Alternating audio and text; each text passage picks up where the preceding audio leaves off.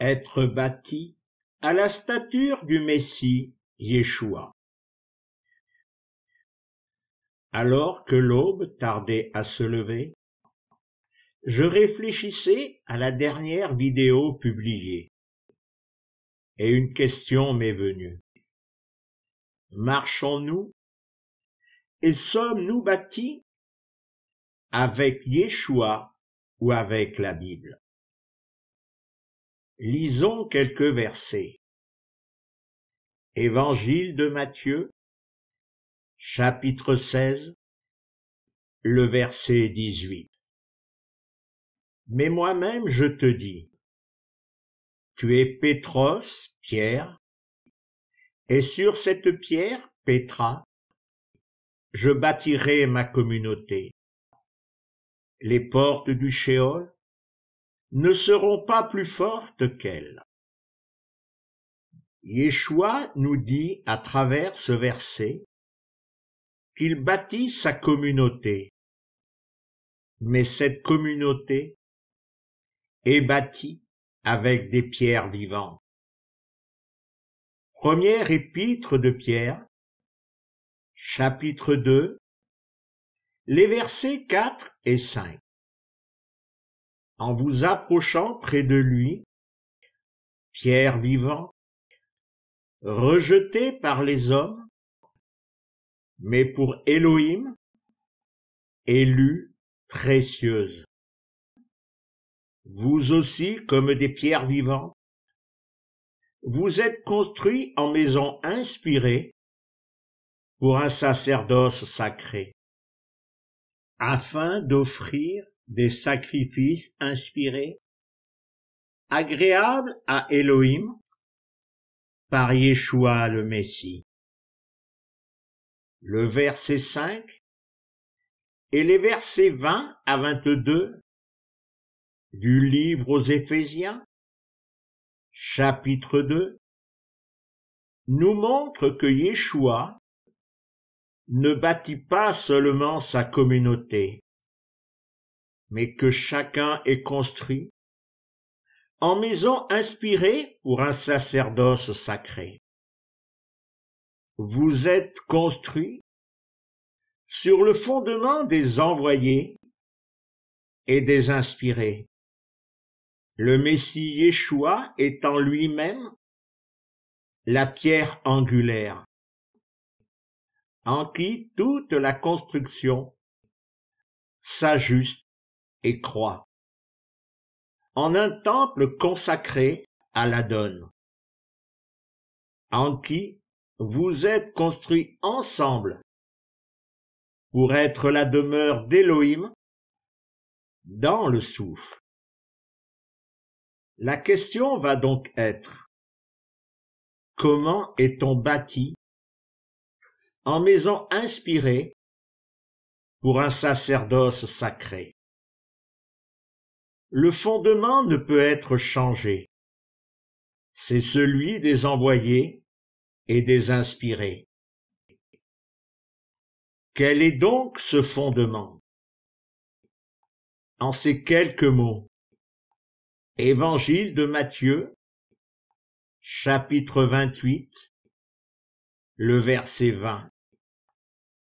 Apprenez-leur à garder tout ce que je vous ai prescrit.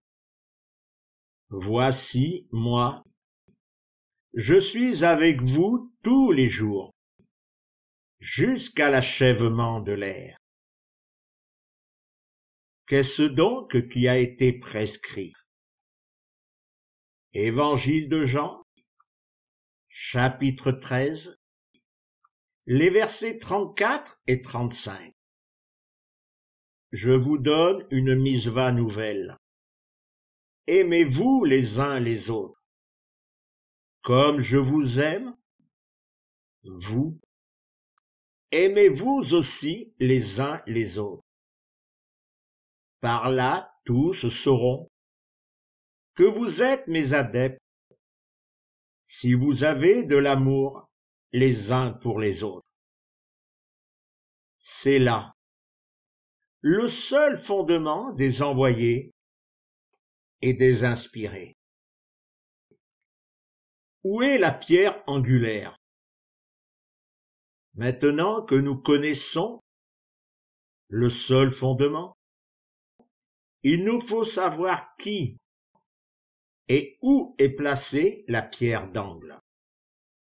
Première épître de Pierre, chapitre 2, les versets 4 à 8. En vous approchant près de lui, pierre vivant, rejeté par les hommes, mais pour Élohim, élue précieuse. Vous aussi, comme des pierres vivantes, vous êtes construits en maison inspirée pour un sacerdoce sacré, afin d'offrir des sacrifices inspirés, agréables à Élohim, par Yeshua le Messie. Puisqu'il se trouve dans l'écrit, « Voici, je pose en Sion une pierre élue d'angle précieuse. Qui adhérera à elle ne pourra pas être confus. À vous donc, adhérents, l'honneur. Pour les non-adhérents, la pierre rejetée par les constructeurs est devenue tête d'angle et pierre de butoir, roc d'achoppement. Ceux qui se heurtent à la parole et désobéissent à ce pourquoi ils étaient établis. Nous voyons que Yeshua est la pierre d'angle, élue précieuse. Alors, où est donc placée cette pierre? Cette pierre est placée en notre être. Ce cœur qui va devenir le sanctuaire du souffle sacré, souffle de vérité. Premier livre aux Corinthiens, chapitre 6, verset 19. Ou bien ne savez-vous pas que votre corps est le sanctuaire du souffle sacré qui est en vous? Vous l'avez reçu d'Élohim, vous n'êtes donc plus à vous-même. Dans ce verset, il n'est pas question de la communauté que Yeshua bâtit, mais bien de notre être, de notre cœur.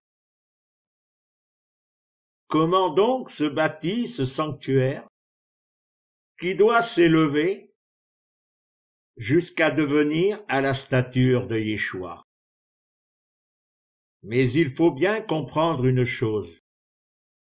Bâtir sur le fondement, la pierre d'angle en place, n'est que le premier rang, le premier niveau, le premier étage de cette construction. Une fois que ce premier rang est bâti, il faut passer au second rang, qui n'est plus sur le fondement, mais sur le premier rang. C'est cela bâtir. Élever le sanctuaire, rang après rang, les uns sur les autres. Où sont les problèmes de cette construction? En réfléchissant sérieusement, il faut réaliser que les chrétiens s'appuient sur la Bible, qui n'est qu'une image du fondement des envoyés et des inspirés.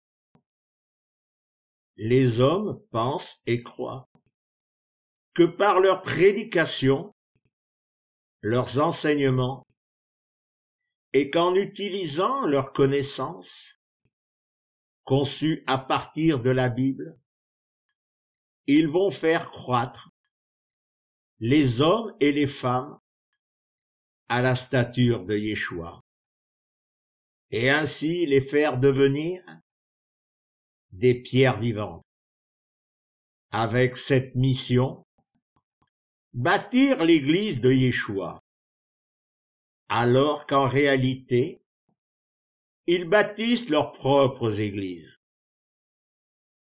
Ainsi, réunion après réunion, enseignement après enseignement, ils ne font que rappeler et rebâtir sans cesse sur le fondement qu'ils ne connaissent pas.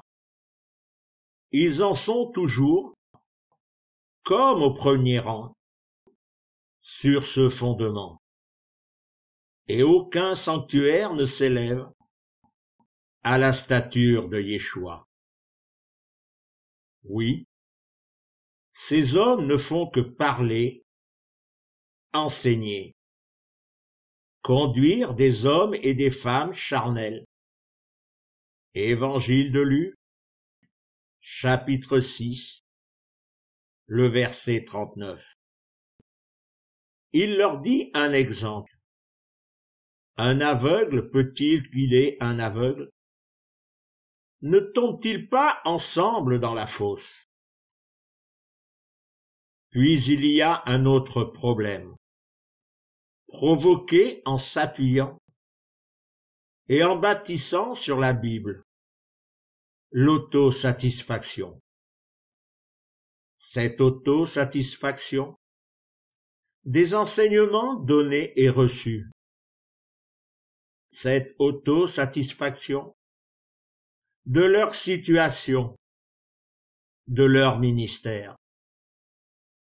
Cette autosatisfaction qui empêche de partager, d'écouter un frère en Yeshua.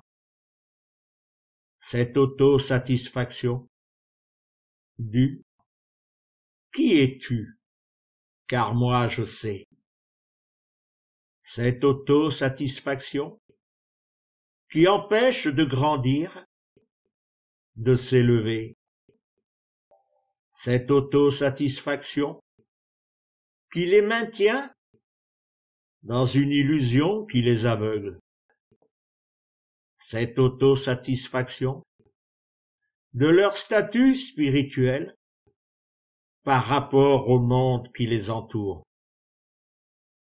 Cette autosatisfaction écrasant cette humilité que Yeshua le Messie a manifestée. Cette autosatisfaction oubliant les chapitres 38 et 39 du livre de Job.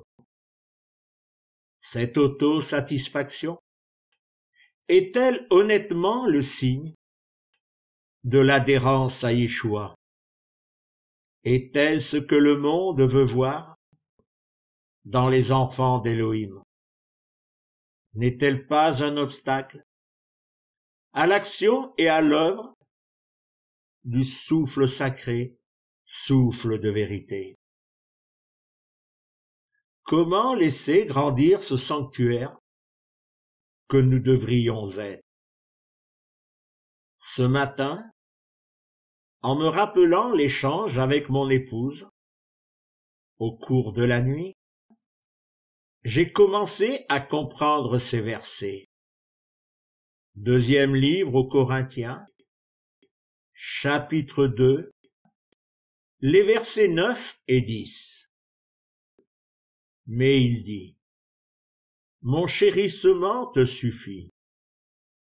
Oui, parfaite est la puissance dans la faiblesse.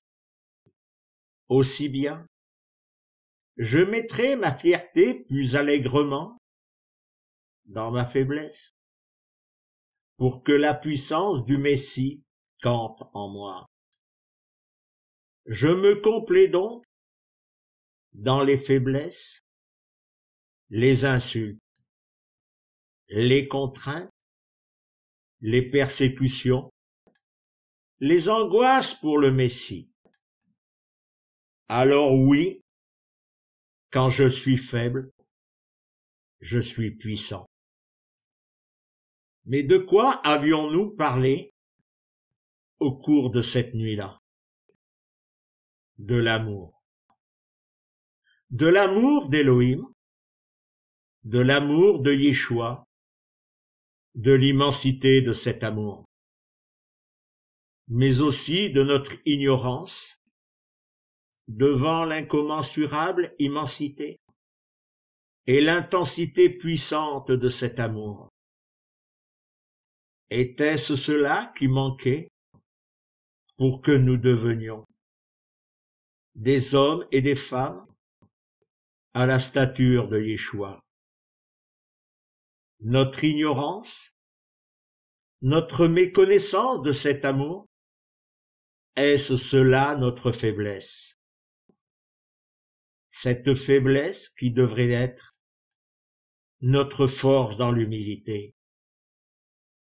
Souvenons-nous des paroles de Yeshua en relisant les évangiles de Matthieu et de Jean pour y redécouvrir quelque chose auquel nous ne prêtons guère attention. Comment Yeshua nous parle de son Père, du Père. Mon Père des ciels, notre Père des ciels, votre Père des ciels, le Père seul.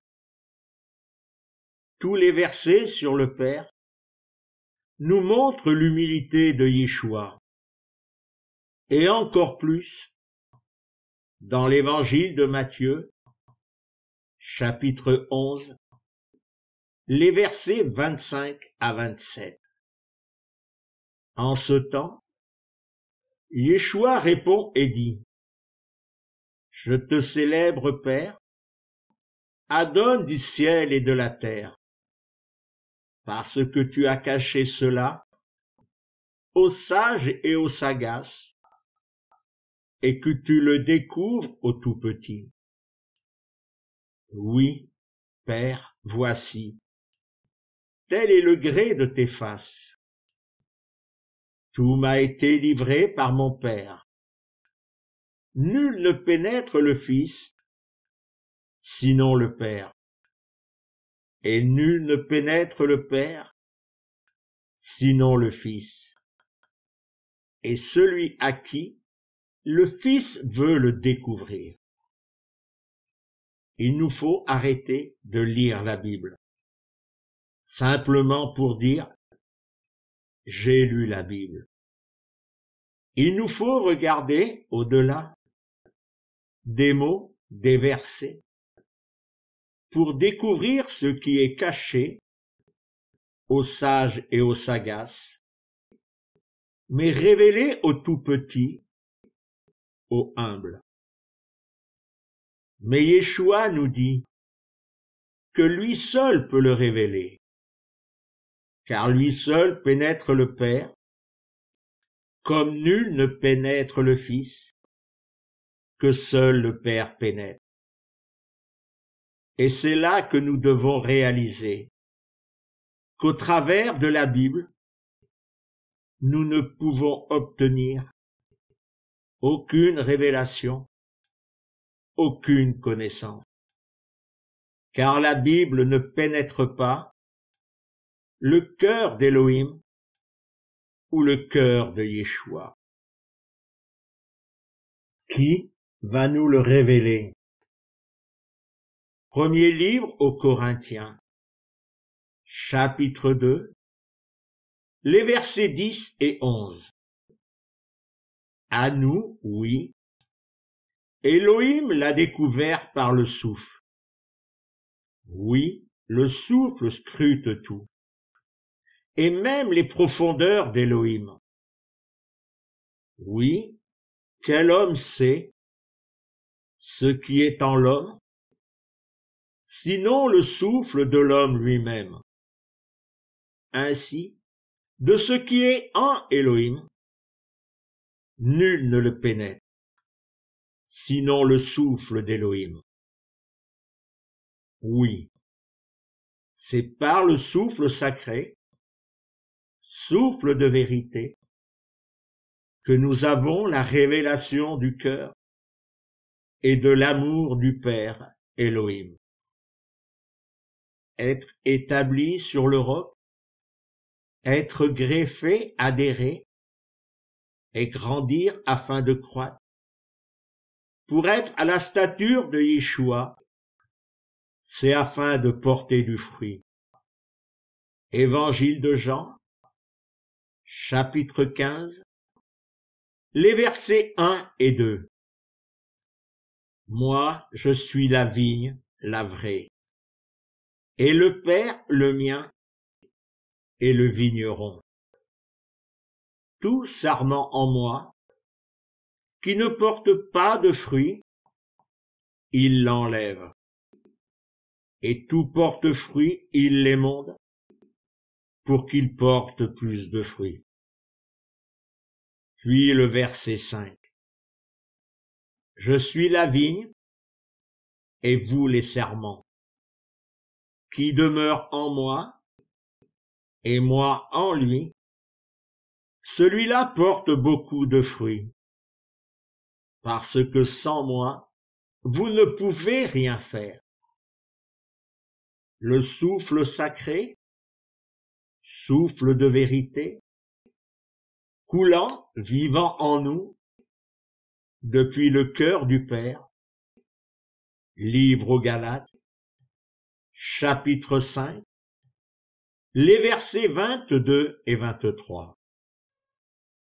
Mais le fruit du souffle est l'amour, le chérissement, la paix, la patience, l'obligeance, la bonté, l'adhérence, l'humilité, la maîtrise de soi, ce contre quoi la Torah n'est pas. Premier livre aux Corinthiens, chapitre 13, le verset 13. Maintenant demeure adhérence, espoir, amour. Mais des trois, le meilleur, l'amour. L'amour les uns pour les autres. Cet amour nous est donné par celui qui est amour, par le souffle sacré, souffle de vérité. Au travers de ces versets, nous voyons tout ce qui va élever cette maison inspirée, ce sanctuaire du souffle sacré, souffle de vérité, afin d'être à la stature du Messie ressuscité, Yeshua. Cet amour révélé va produire les fruits que la Bible ne peut donner. Pour qui sont donc ces fruits? Est-ce que la branche, le sarment que nous sommes, a besoin de ces fruits? Évangile de Matthieu, chapitre 6, le verset 26. Fixez les oiseaux du ciel. Ils ne sèment pas, ne moissonnent pas, n'engrangent pas dans les granges. Mais votre Père des cieux les nourrit.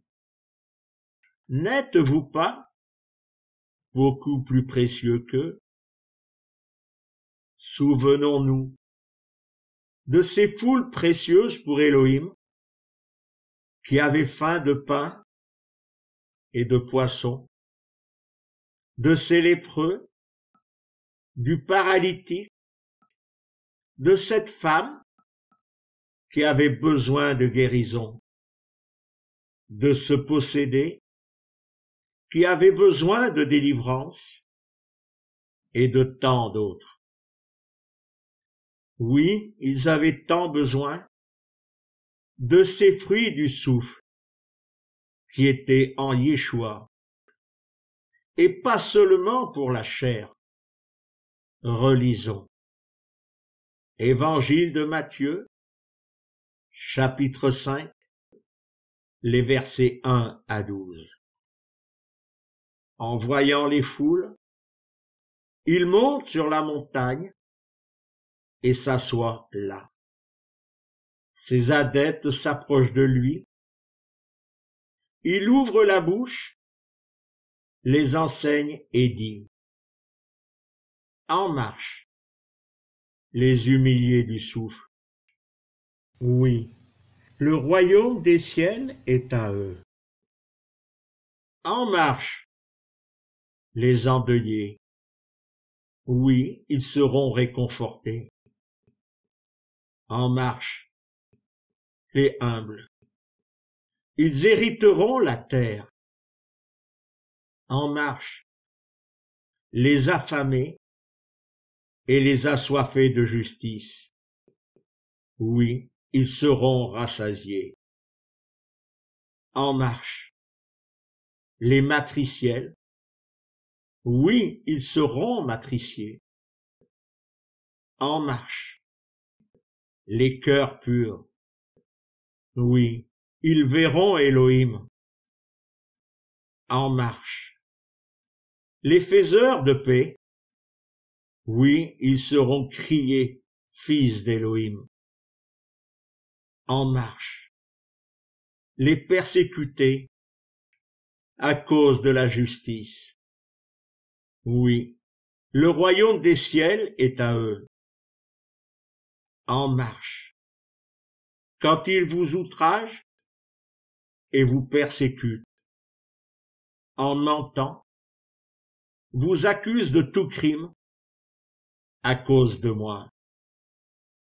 Jubilez, exultez, votre salaire est grand au ciel. Oui, ainsi ont-ils persécuté les inspirés, ceux d'avant vous. Être bâti à la stature de Yeshua. Comment? Par la lecture, l'étude, les enseignements de la Bible, ainsi croire que cette Bible va nous révéler le cœur d'Élohim. Cela peut-il nous permettre d'être bâtis en sanctuaire consacré? Comment le croire?